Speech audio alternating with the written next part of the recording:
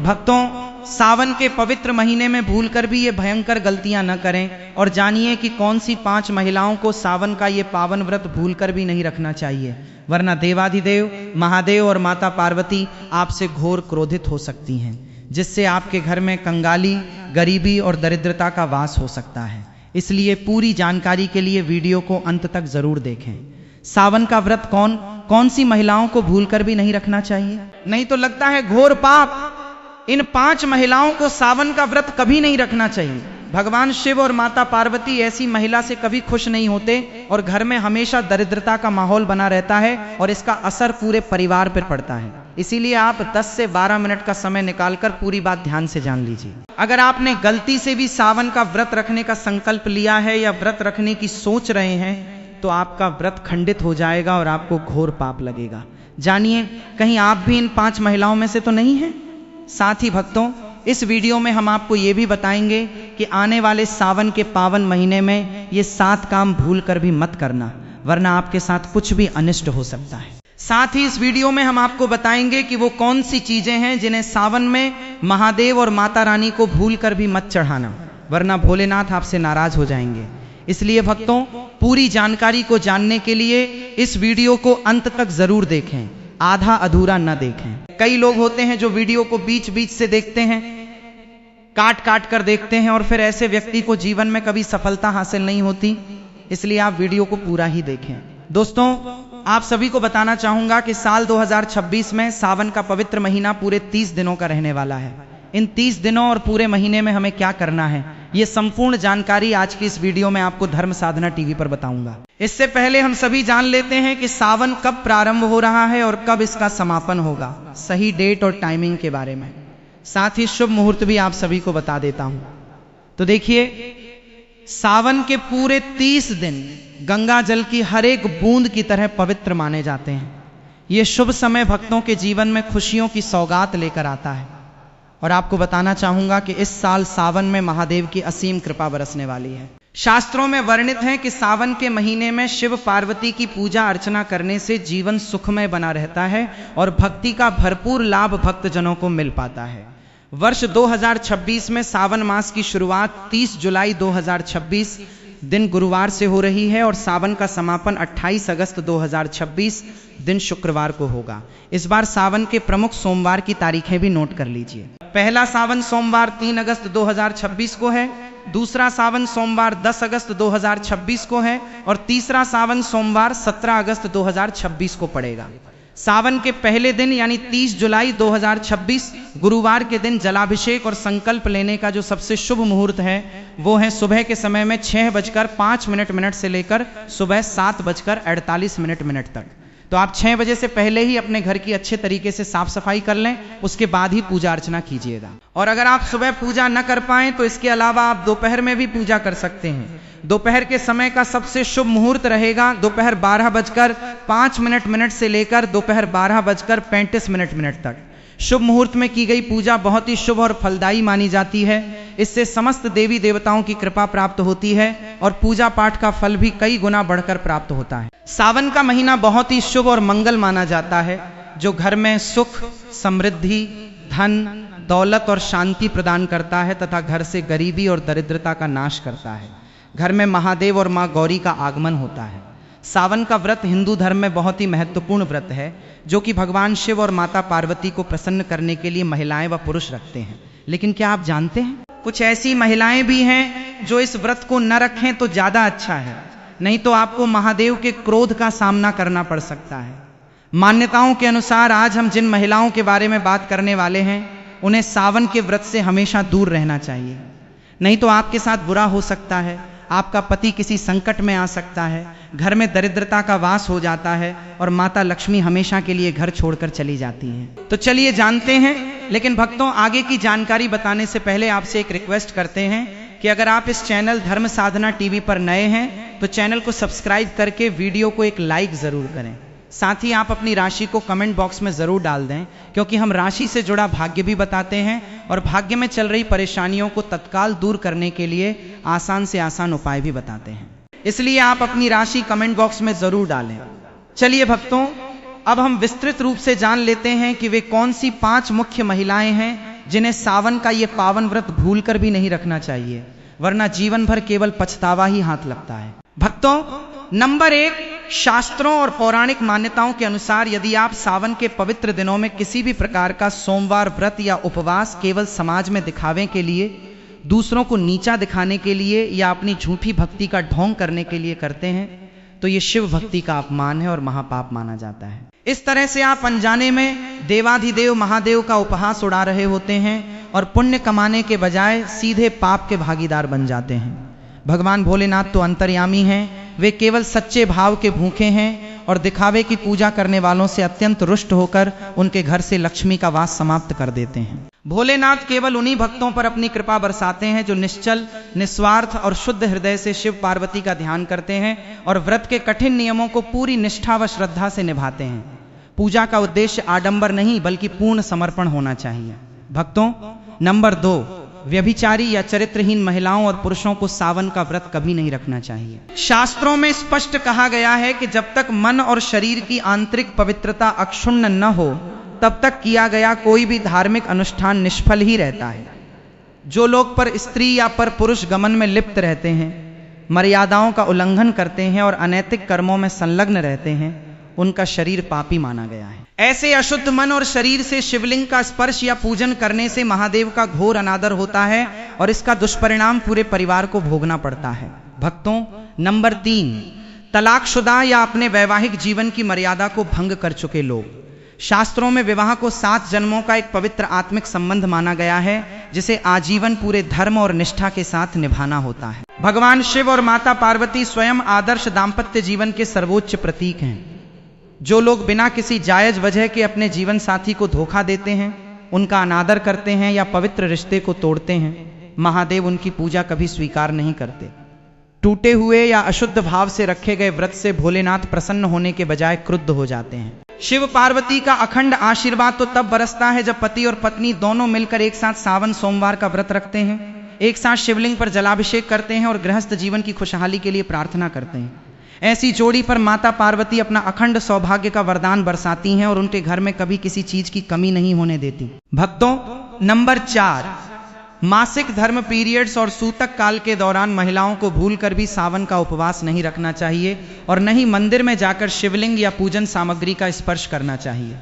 सनातन परंपरा में मासिक धर्म के दौरान स्त्रियों के शरीर में ऊर्जा का स्तर अलग होता है और उस समय शरीर को विश्राम की आवश्यकता होती है। यदि व्रत के बीच में ही अचानक मासिक धर्म शुरू हो जाए तो परेशान होने की आवश्यकता नहीं है।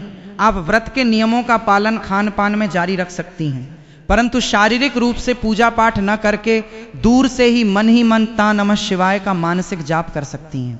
इसी प्रकार यदि आपके घर में हाल ही में किसी बच्चे का जन्म हुआ हो या किसी का निधन हुआ हो, तो सूतक या पातक काल में भी सावन का व्रत रखने की मनाही होती है, क्योंकि इस अवधि में भी देव पूजन पूरी तरह वर्जित माना गया है। भक्तों, नंबर 5, जो महिलाएं या पुरुष स्वभाव से अत्यधिक क्रोधी हैं, जिनकी जुबान पर बात पर गालियां, कड़वे शब्द और दूसरों के लिए बद्दुआएं रहती हैं, उन्हें सावन का व्रत रखने से पहले अपने आचरण को शुद्ध करना चाहिए। यदि आप एक तरफ शिवजी के नाम का उपवास रख रहे हैं और दूसरी तरफ अपने मुख से दूसरों को नीचा दिखाने वाले, दिल दुखाने वाले या गाली गलौज भरे शब्द निकाल रहे हैं, तो आपकी संपूर्ण पूजा नष्ट हो जाती है।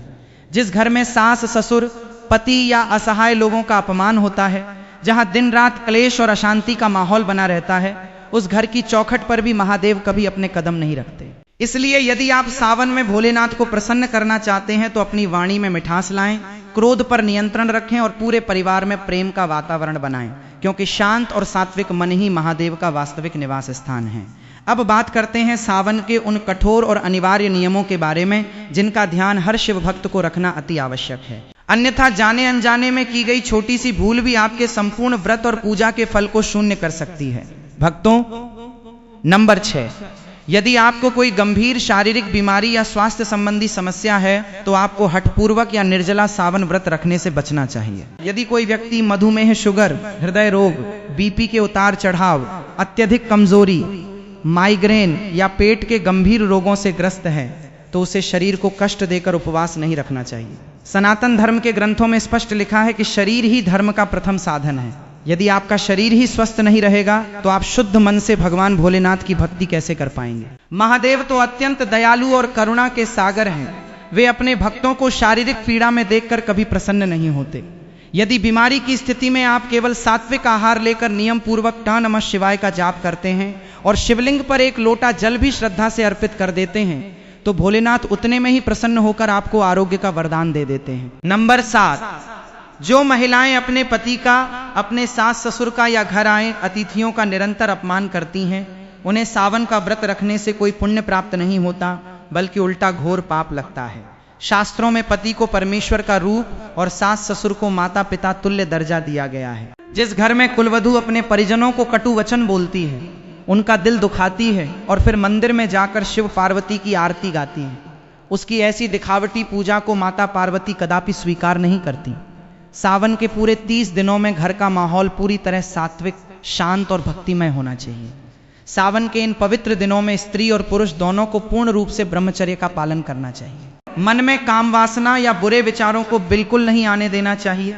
इसके साथ ही सावन में काले रंग के वस्त्र पहनने से पूरी तरह परहेज करना चाहिए, क्योंकि काले रंग को नकारात्मक ऊर्जा, शनि राहु के प्रभाव और शोक का प्रतीक माना गया है। शिव पूजा में हरा, लाल, पीला, नारंगी या सफेद रंग के वस्त्र धारण करना अत्यंत शुभ और फलदायी होता है। व्रत रखने वाले श्रद्धालुओं को सावन के दिनों में दोपहर के समय सोने से बचना चाहिए, क्योंकि दिन में सोने से शरीर में आलस्य और तमोगुण बढ़ता है, जिससे व्रत का प्रभाव क्षीण हो जाता है।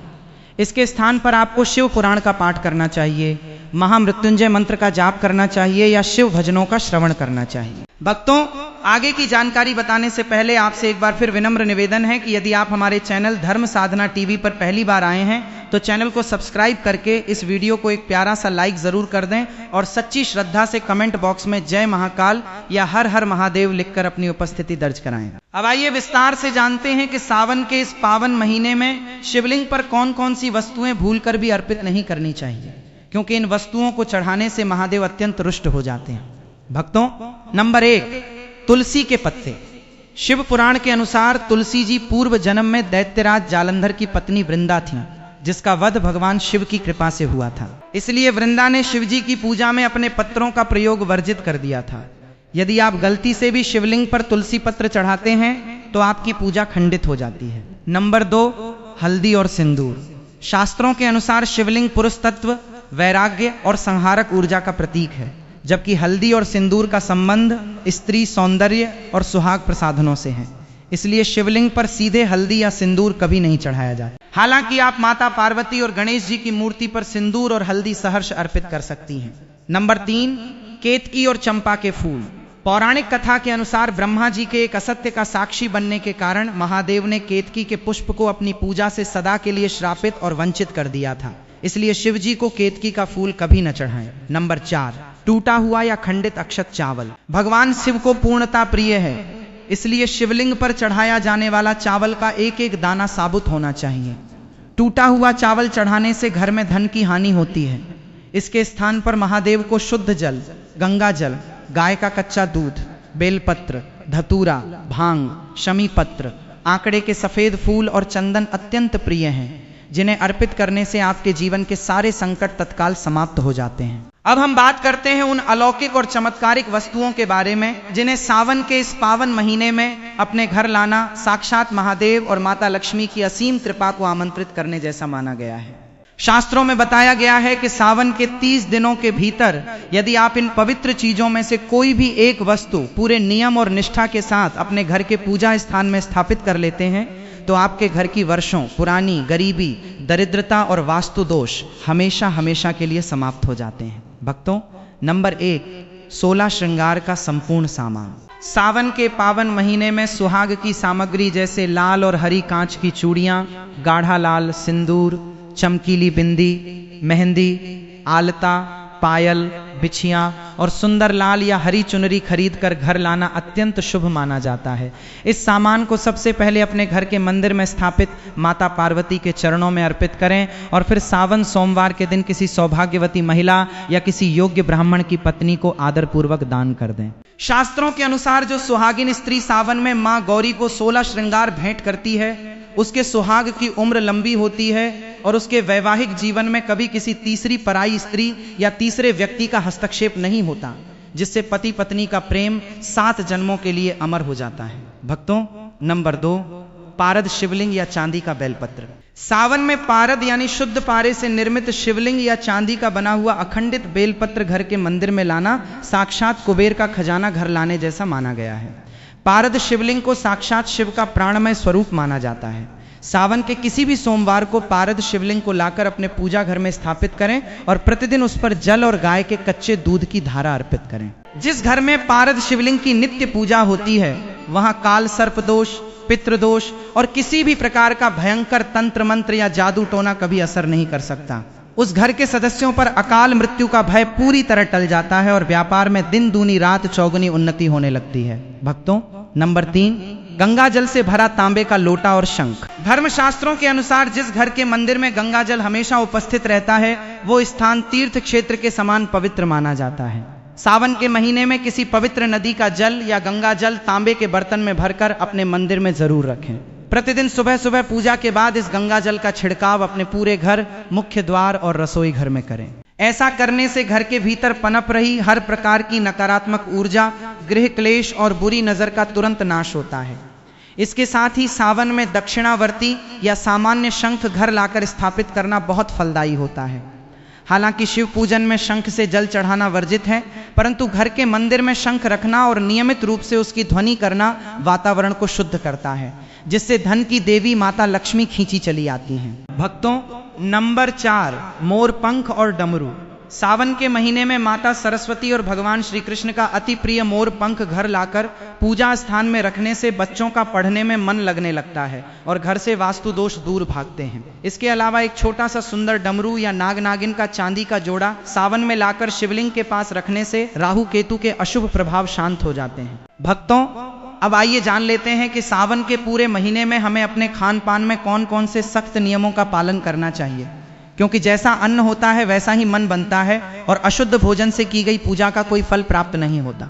सावन के पूरे 30 दिनों तक घर के भीतर प्याज, लहसुन, मांस, मछली, अंडा, मदिरा, शराब और बासी भोजन का प्रवेश पूरी तरह वर्जित होना चाहिए। अधिकतर लोग बाहर तो तामसिक भोजन छोड़ देते हैं, लेकिन घर की रसोई में लहसुन प्याज रख लेते हैं, जो कि बहुत बड़ी भूल है।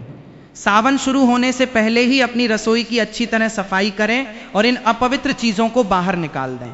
सावन में सब्जियों में बैंगन, मूली और साग खाने से भी शास्त्रों में मना किया गया है, क्योंकि बैंगन को अशुद्ध माना जाता है और उसमें कीड़े होने की संभावना अधिक रहती है। इसके स्थान पर सावन में लौकी, कद्दू, कच्चे केले, अरबी, तुरई, परवल, सेंधा नमक, दूध, दही, मखाना, साबूदाना, कुट्टू और सिंघाड़े के आटे से बना सात्विक भोजन ही ग्रहण करना चाहिए।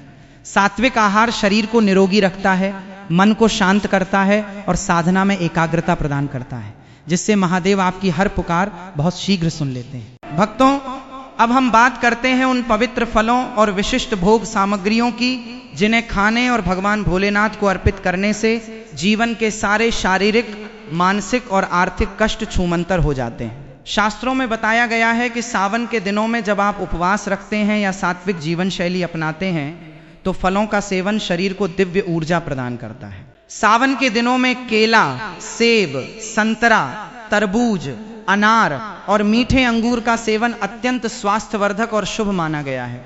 शास्त्रों के अनुसार अंगूर में साक्षात माता लक्ष्मी और भगवान विष्णु का असीम आशीर्वाद विद्यमान होता है। जो साधक सावन के सोमवार व्रत में अंगूर और सेब का दान करता है या प्रसाद रूप में ग्रहण करता है, उसके जीवन से दरिद्रता का नामो निशान मिट जाता है। इसके साथ ही सावन के दिनों में सीताफल यानी शरीफा का घर में प्रवेश होना और उसे प्रसाद रूप में खाना बेहद मंगलकारी माना गया है।